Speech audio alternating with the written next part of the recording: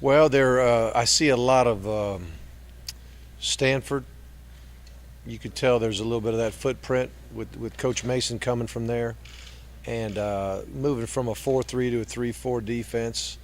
And even some of the things they're doing offensively are very similar to some of the things that we've seen from Stanford in the past.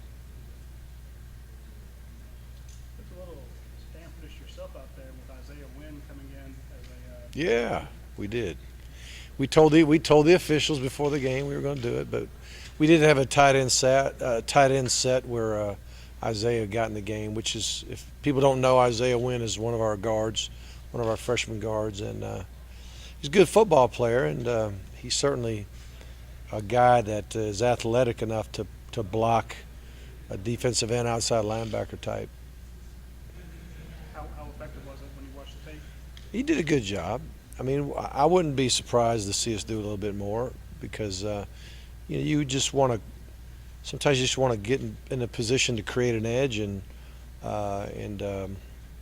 especially if you're in a two tight end set, he's definitely a guy that can help us block, zone plays, power plays, the things of that nature.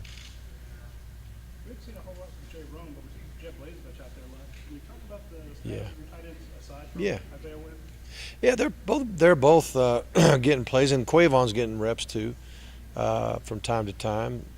Quavon's kind of that tight end fullback hybrid, but Jeb, I'll say this for the guy: he's very conscientious guy.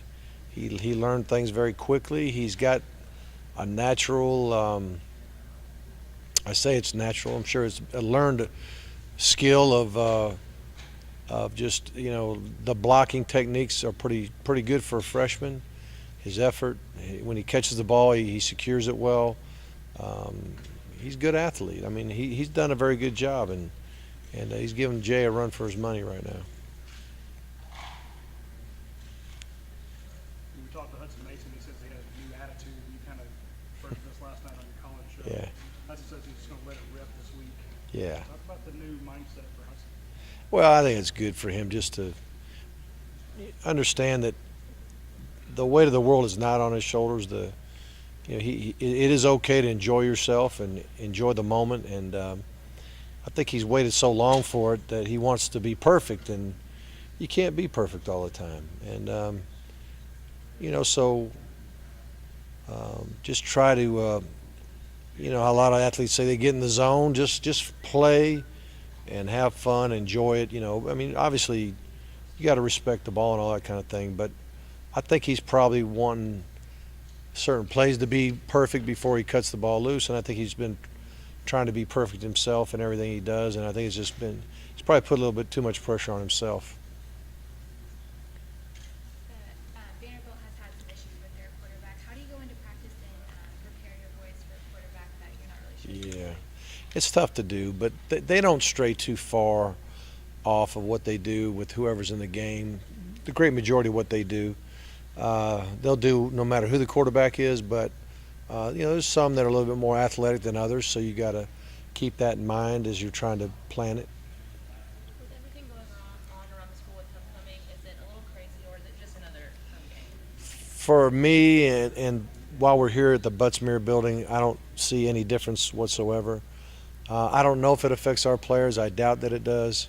I think it brings a great vibe, to the university. Now, game day, you could tell a little difference. I think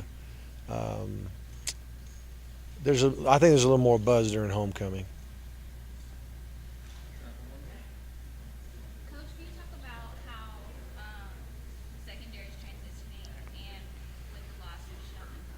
Yeah. Well, we've really Sheldon. The last game was the first game he got to play, so it's not like he's been an integral part of what we're doing right now. So I think we'll be fine. Are you going to play against Clemson?